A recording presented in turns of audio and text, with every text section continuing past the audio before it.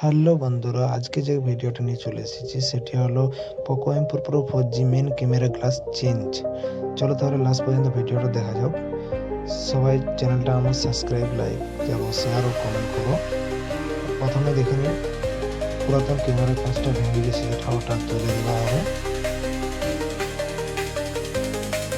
আগে তুলে দিই আস্তে আস্তে করে পুরাতন ক্যামেরা গ্লাসটা তুলে ফেলে দেওয়া হবে।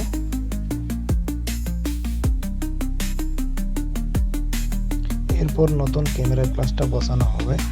হয়ে গেছে ক্যামেরা গ্লাস বসানো। কেমন হয়েছে সবাই অবশ্যই কমেন্ট করবে। পুরো ভিডিওটা সবাই শেষ পর্যন্ত দেখো।